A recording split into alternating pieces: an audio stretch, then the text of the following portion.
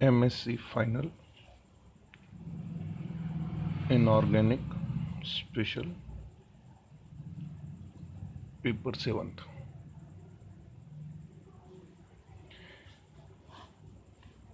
हम डिस्कस करने जा रहे हैं alkyl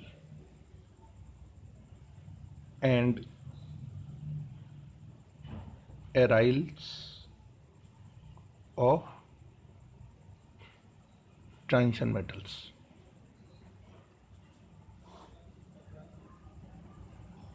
alkyl and aryls of transition metal. और ऊपर कर लेते हैं।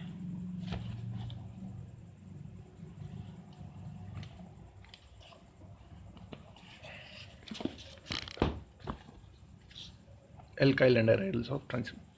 तो alkyl and aryls of transition metal के बारे में हम क्या जानते हैं, क्या है ये, और क्या इनके बनाने में डिफिकल्टीज है।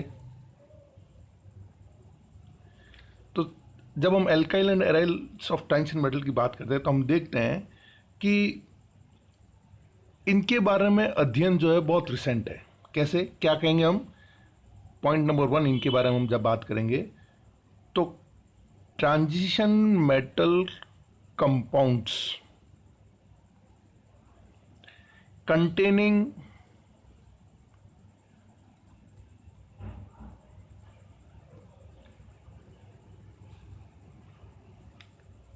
Metal carbon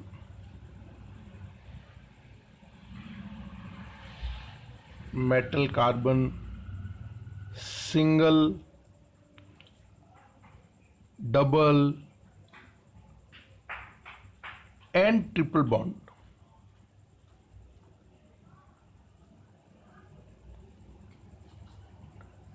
have come to be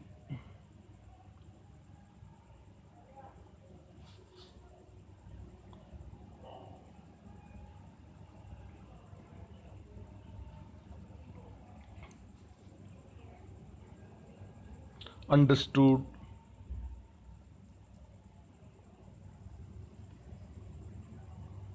much more recently.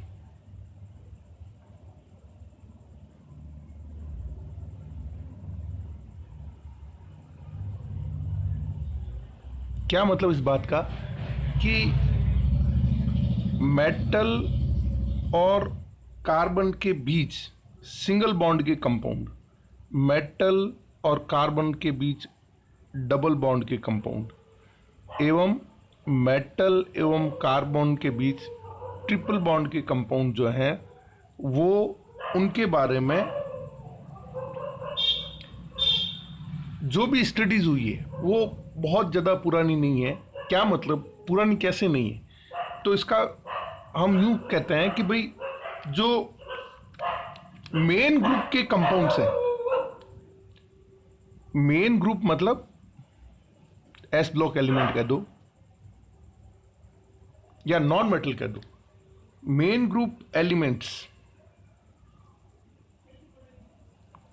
Main group elements के जो एल्काइल्स हैं, मेन ग्रुप एलिमेंट्स एल्काइल्स, इनके बारे में हमको जानकारी बहुत पहले से ही, जैसे एग्जाम्पल ZnCH3 होल थ्राइस, इसके बारे में हमको 1848 के बारे में जानकारी थी। ये सिंथेसाइज 1848 में हो गया था। HgCH3 होल ट्वाइस ये 1850 में सिंथेसाइज कर लिया गया था। RmGx जिसको हम ग्रिग्नार्ड रीजन बोलते हैं, ये आपके 1900 में सिंथेसाइज हो गया था। R लिथियम एल्काइल ये आपके 1914 में सिंथेसाइज हो गया था। तो यहां तक हम कह सकते हैं 1900 तक ट्रांजिशन मेटल के एल्काइल्स के बारे में जानकारी नहीं थी। तो 20वीं शताब्दी के प्रारंभ में ही हमको ट्रांजिशन मेटल के एल्काइल्स के बारे में जानकारी मिली। इसमें सबसे पहले जो जानकारी दी वो थे पोप एंड पीचे। इन्होंने first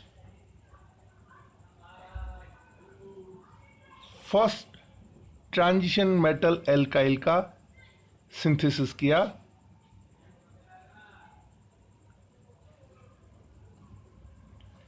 and the compound was CH3 whole thrice PTI. This was the first transition metal alkyl which was synthesized by Pope and Piche, and it was in 1909. So what we can say about all that कि है क्या ये, तो हम ये कहेंगे कि metal एल्काइल्स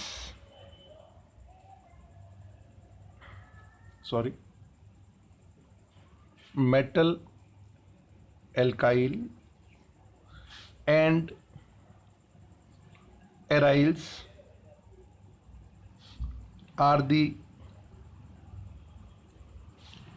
simplest organometallic compound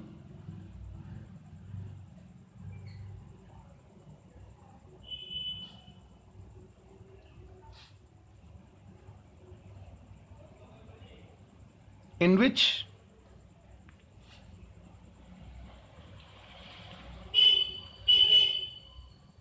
metal carbon is bonded with sigma bond, single bond और सिग्मा बॉन्ड। ठीक है,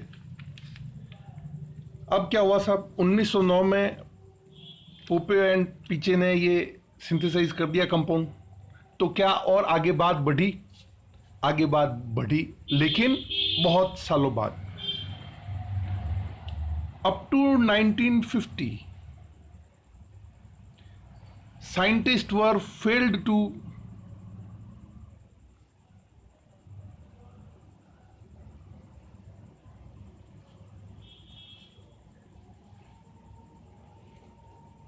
up to 1950 scientists were failed to synthesize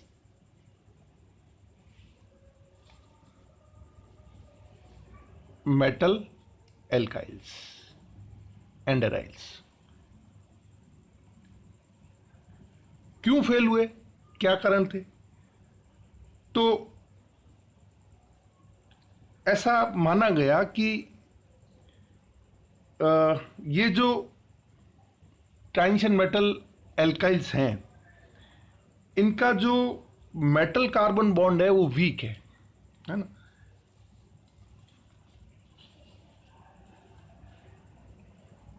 अच्छा, एक और इंपॉर्टेंट चीज कि मेटल ट्रांजिशन मेटल के जो एल्काइल्स हैं वो तो सिंथेसाइज हो नहीं रहे थे, साइमल्टेनियसली नॉन ट्रांजिशन मेटल के एल्काइल्स जो है वो धड़ल्ले से बन रहे थे। तो ये बड़ा सरप्राइजिंग था कि भाई ट्रांजिशन मेटल के साथ तो बन नहीं रहा और नॉन ट्रांजिशन एलिमेंट्स के साथ में एल्काइल्स के स्टेबल कंपाउंड्स बन रहे हैं। तो एक व्यू सामने आया कि क्या कारण है, so that this failure lead to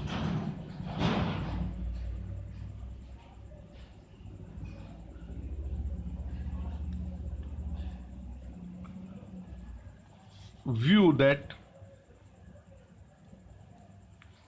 the transition metal carbon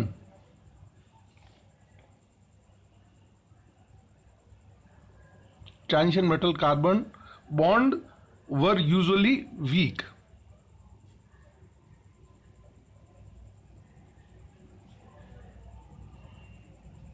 transition metal और कार्बन का जो बॉन्ड है वो वीक है, लेकिन ये थ्योरी ज्यादा दिन चली नहीं। क्यों नहीं चली? क्योंकि in fact this was ruled out.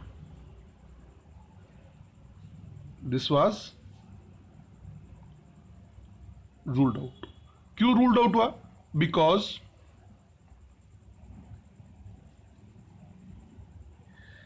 जो ट्रांजिशन मेटल कार्बन बॉन्ड की बॉन्ड एनर्जी है,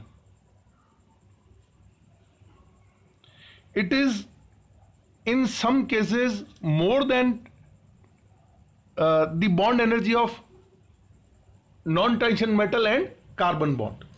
सो बॉन्ड वीक की जो बात कही, transition metal carbon bond energy is near about 125 to 270 kilojoule per mole, and this is quite comparable. It is quite comparable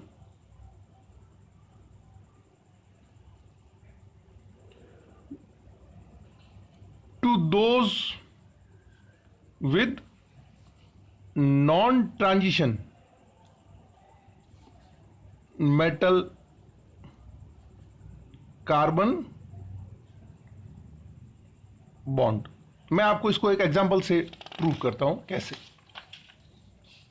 जो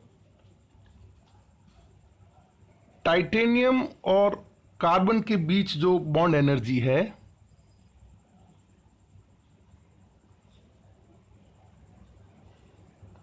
जो कि आप किस में देखते हैं, इन TiMe4. ये जो बॉन्ड एनर्जी है ये है 259.4 किलो जूल पर मोल. ठीक है, ये हो गया आपके ट्रांजिशन मेटल और कार्बन बॉन्ड के बीच की बॉन्ड एनर्जी. और जब हम पीबीसी के बीच में, लेड और कार्बन के बीच में बॉन्ड एनर्जी देखें, that is in PbMe4, it is 167.4 kilo joule per mole. तो ये जो बात कही गई कि भाई ट्रांजिशन मेटल और कार्बन के बीच की जो बॉन्ड एनर्जी है वो कम है, ये सरासर गलत साबित हो गई इस पर्टिकुलर एग्जाम्पल से. तो जो बॉन्ड की वीक की जो थ्योरी थी वो यहां पर फेल हो गई. लेकिन अब स्थिति क्या है, ये कह देने से कि भाई बॉन्ड एनर्जी इसकी कम है, इसकी ट्रांजिशन मेटल की ज्यादा है, तो फिर क्यों नहीं बन रहे. और फैक्ट यही है कि ये जो है, but fact is this, but the fact is भले इसकी एनर्जी ज्यादा हो, बॉन्ड एनर्जी ज्यादा हो, लेकिन stability of PbMe4 is much higher than TiMe4. ये आपके 200 डिग्री सेंटीग्रेड पर बॉईल होता है, जबकि ये -50 डिग्री सेंटीग्रेड पर ही अनस्टेबल हो जाता है, टूट जाता है. तो क्या कारण रहा? तो सबसे एक तो इंपॉर्टेंट चीज हो गई कि थर्मोडायनेमिक जो है वो कॉज नहीं है. थर्मोडायनेमिक कॉज का मतलब हुआ कि जो बॉन्ड एनर्जी है उसका ट्रांजिशन मेटल की स्टेबिलिटी से लेना देना नहीं है, है ना. तो हम इसको यूं कहेंगे कि जो कारण है वो काइनेटिक के ज्यादा है वनस्पत के थर्मोडायनेमिक तो ये बताता है कि ये स्टेबल है, लेकिन हकीकत में ये स्टेबल नहीं है. थर्मोडायनेमिक अकॉर्डिंग टू TiMe4 जो है वो स्टेबल होना चाहिए, जबकि हकीकत क्या है कि इसकी बॉन्ड एनर्जी कम है लेकिन स्टेबल ये ज्यादा है. तो हम कारण ढूंढते हैं, कॉज ऑफ अनस्टेबिलिटी.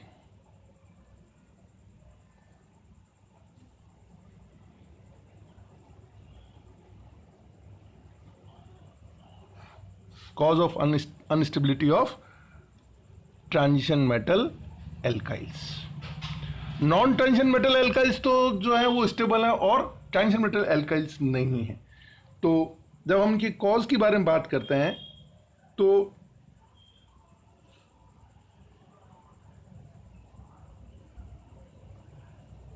ये पता पड़ता है कि ट्रांजिशन मेटल एल्काइल्स जो हैं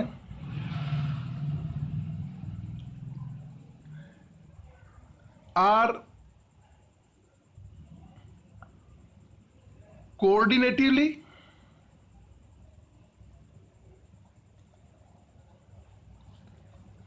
and electronically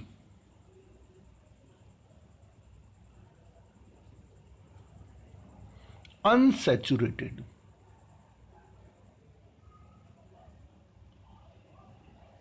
This is the cause. Transition metal alkyls are coordinatively and electronically unsaturated. तो उससे होगा क्या? इन दो कारणों से as a result of this,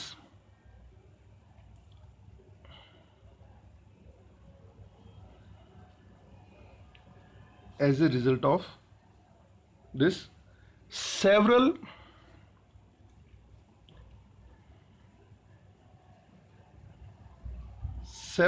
easy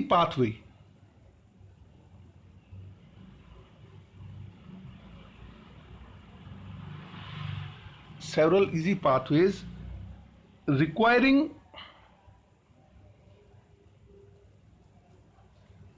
lower activation energy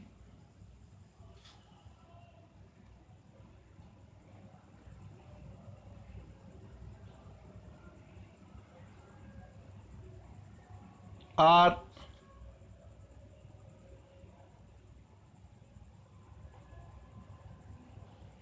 available for the decomposition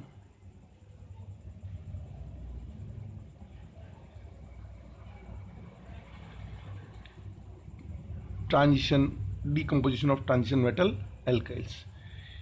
इन दो कारणों से कोऑर्डिनेटिवली एंड इलेक्ट्रॉनिकली ये अनसैचुरेटेड होते हैं, ये बात सामने आई। तो इन दोनों कारणों से क्या होगा कि जो ट्रांजिशन मेटल एल्काइल बना है उसको एक लो एक्टिवेशन एनर्जी का अल्टरनेट और सेवरल पाथ अवेलेबल हो जाता है जिससे वो डिकम्पोज हो जाता है, इसलिए अनस्टेबल है।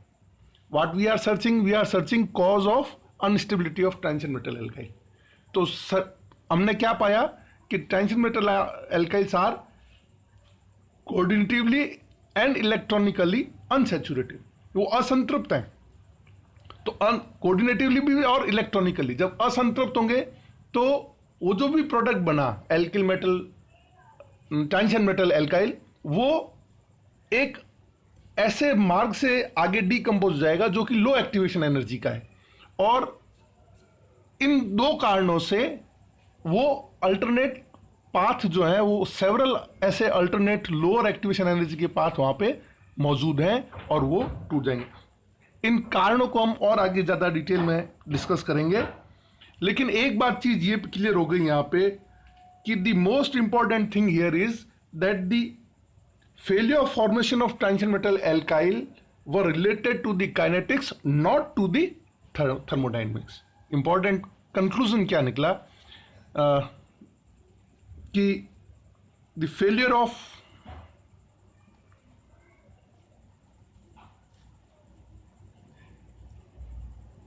formation of transition metal alkyls were related to kinetics and not to the thermodynamics. Thermodynamics की वजह से यदि होता तो TiMe4 जो है वो स्टेबल होता, उसकी बॉन्ड एनर्जी जो है Ti और C के बीच की बॉन्ड एनर्जी 259.4 है, लेकिन वो स्टेबल नहीं है। PbMe4 जो है वो आपके